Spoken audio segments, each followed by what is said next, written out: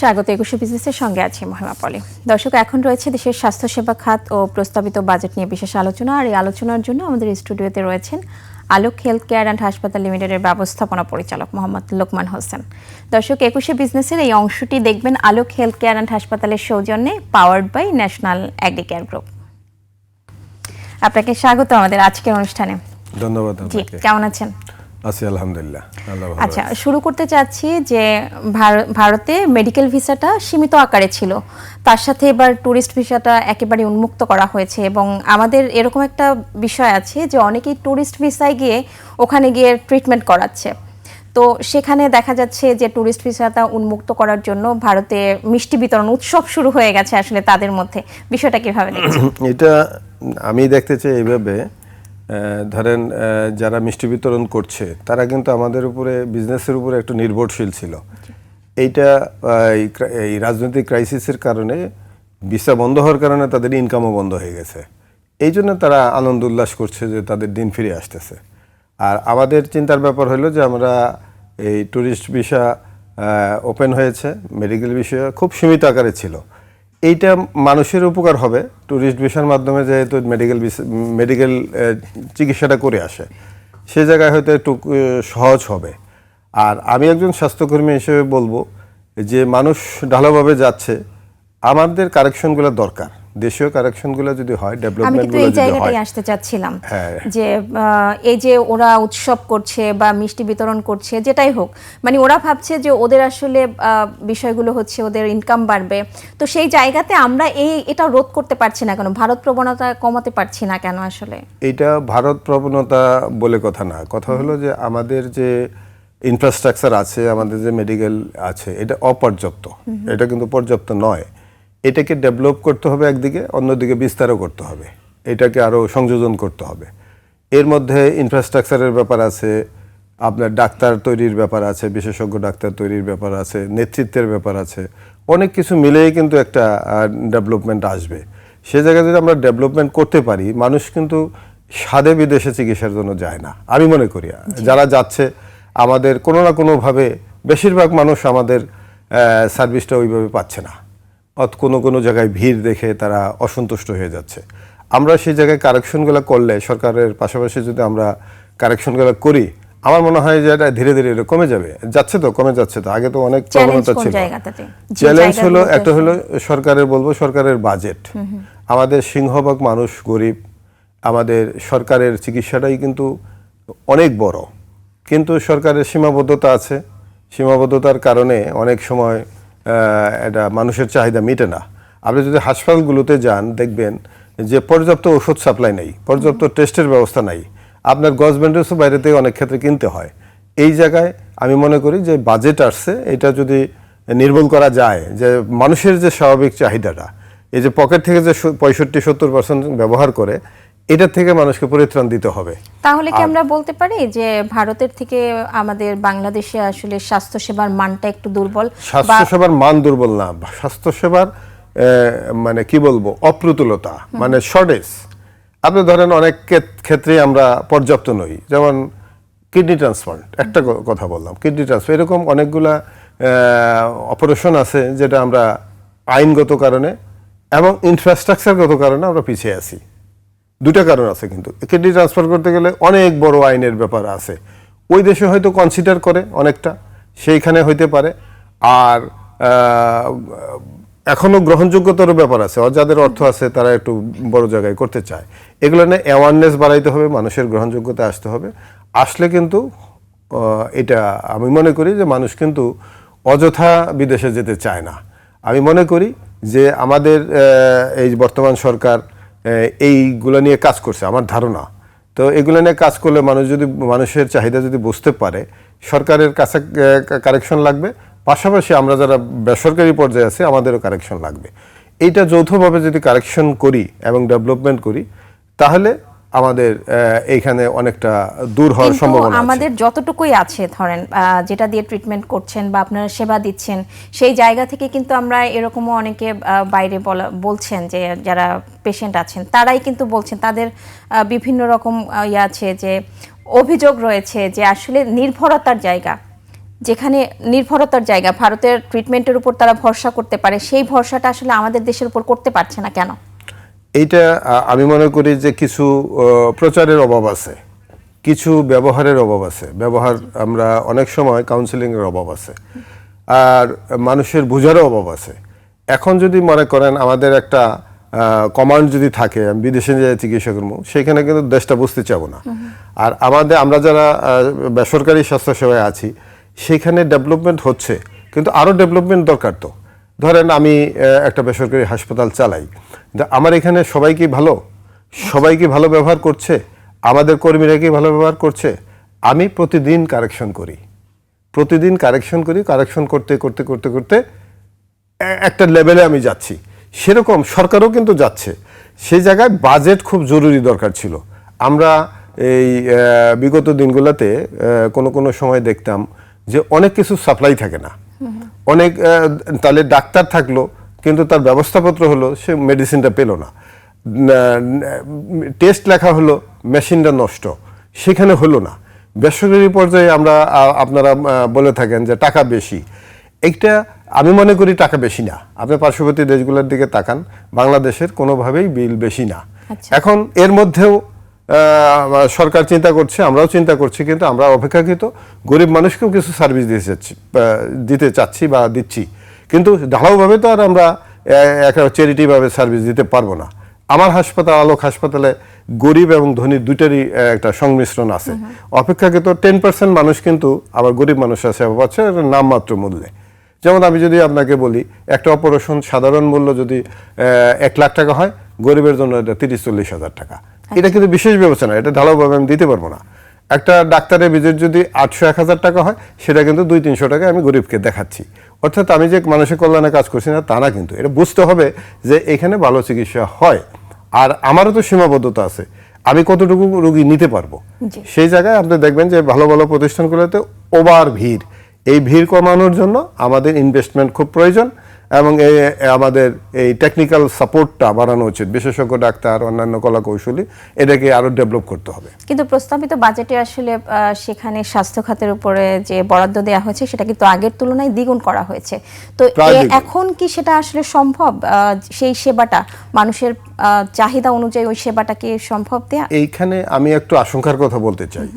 আমরা বিগত বাজেটগুলোতেও দেখেছি যে যতটুকু বাজেট হয়েছে ওইটুকু খরচ করতে পারে না। আমি মনে করি এই খরচ করার সক্ষমতাটা বাড়াইতে হবে। আর আমি এটাও মনে করি, আমার হাসপাতালে মনে করেন 1,500 মানুষ আছে। 1,500 মানুষের মধ্যে যারা ম্যানেজার, সিনিয়র ম্যানেজার, ডাইরেক্টর, তারা কিন্তু সক্ষমতার লোক না।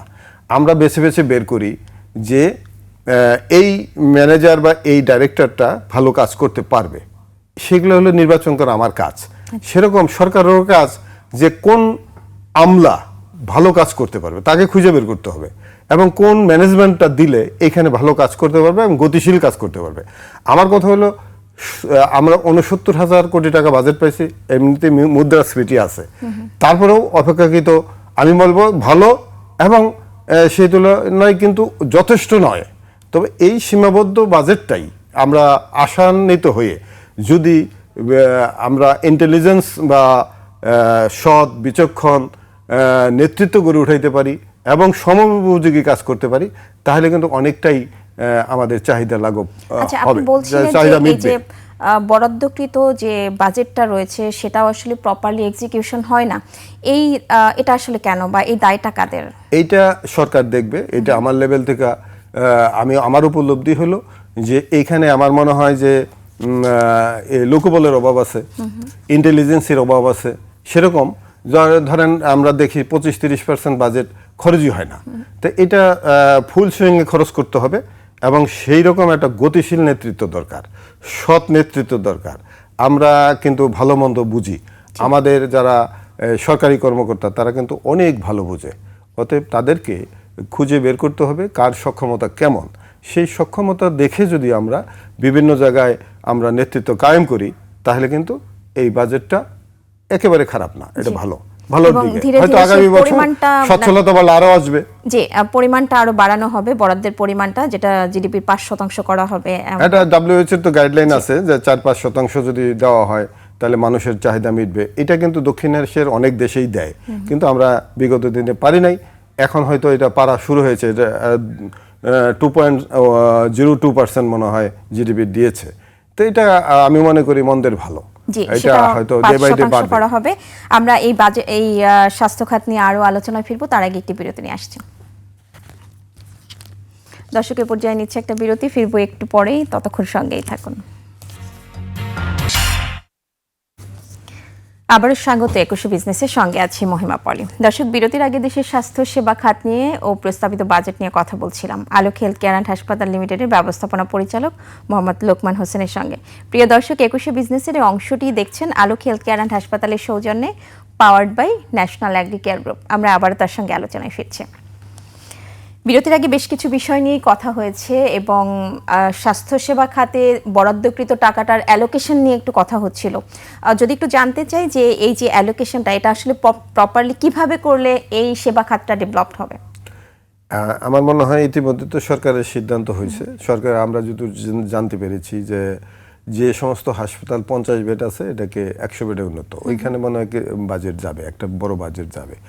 পাশাপাশি 5,000 ডাক্তার নেওয়ার ঘোষণা দেওয়া হয়েছে, 1 লক্ষ কর্মী নেওয়ার কথা বলা হয়েছে, মাঠ কর্মী। তা এর মধ্যে তো আরও কাজ হয়তো সরকারের, এগুলো আমরা জানি না। তো আমার মনে হয় যে আমরা যেটা জানি যে বিভিন্ন পত্রিকার রিপোর্টের মাধ্যমে আমরা জানি যে আমাদের WHO গাইডলাইন অনুযায়ী যে ধরনের ডাক্তার, নার্স এবং অন্যান্য সাপোর্টিং স্টাফ থাকার কথা সেটা অনেকাংশে কম আছে। সেই জায়গায় হয়তো এই বাজেটগুলো খরচ হবে, নিয়োগ প্রক্রিয়াগুলো হবে। হাসপাতালে যাবেন, দেখবেন যে অনেক অপ্রতুলতা আছে, মেডিসিন নাই, সার্জিক্যাল জিনিস নাই, আর টেস্টের অনেক সময় অপ্রতুলতা আছে। সেগুলোকে কারেকশন করলে এই বাজেটগুলো তো খরচ হয়ে যাবে।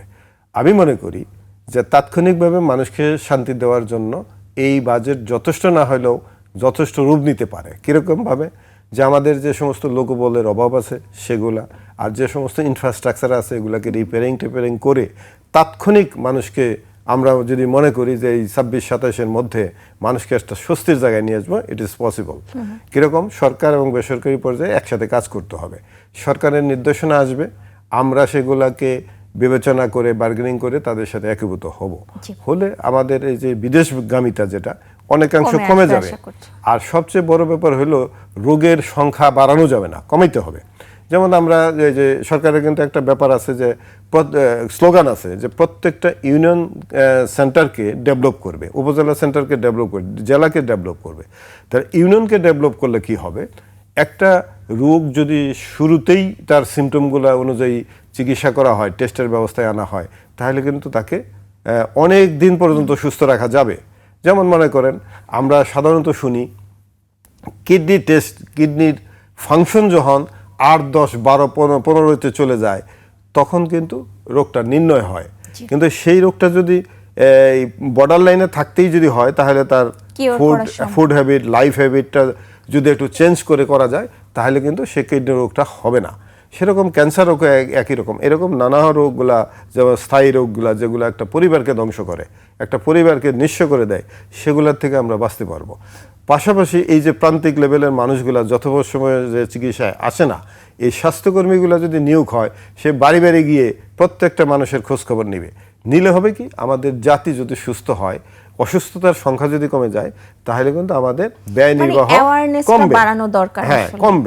কমলে হলে কি আমরা একটা বিশ্বমানের স্বাস্থ্যসেবা নিশ্চিত করতে হলে দেশটাকে ডেভেলপ করতে হবে। ফাইন্যান্সিয়ালি ডেভেলপের পূর্ব শর্ত হলো বিশাল কমিটমেন্ট। সরকার জনগণকে কমিটমেন্ট করবে, আমরা এত বছরের মধ্যে আমরা এই অবস্থানে নিয়ে যাব। ইতিমধ্যে আলোক নিয়ে আসি, আমরা জানি যে আসলে অসচ্ছল মানুষের জন্য আলোকের অনেক ধরনের সেবা আছে এবং আমাদের এই একুশে বিজনেসের মাধ্যমে প্রত্যেকবারই আমরা চেষ্টা করি তাদের কাছে সেই মেসেজগুলো পৌঁছে দেওয়ার জন্য।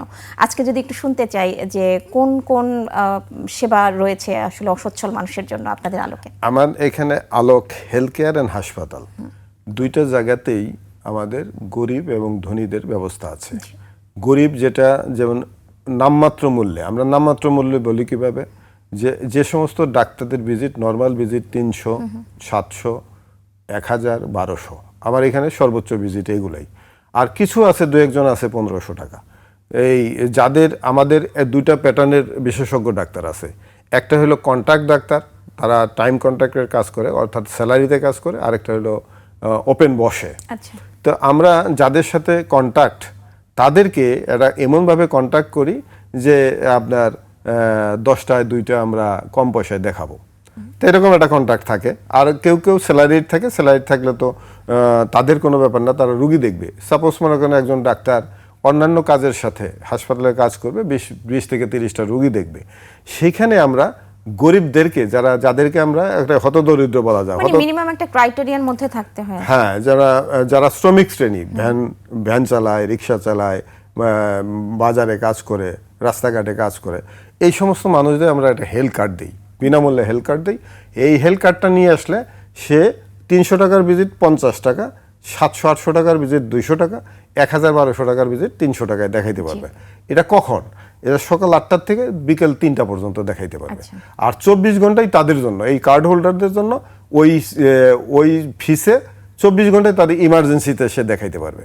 আর তাদের জন্য, গরিব দুঃখীদের জন্য আমাদের এখানে এখন আপাতত 5টা বেড অ্যালোকেট করা আছে, যে তারা অর্ধেক মূল্যে ভর্তি হইতে পারবে। যেমন 3000 টাকা আমার বেড ভাড়া, সেখানে 1500 টাকা দিলে তারা ভর্তি হইতে পারবে। 5টা বেড, দুইটা জায়গাতে, ঢাকা, আর রাজধানী। 3টা বেড আমার ফ্রি আছে, 3টা বেড ফুল ফ্রি।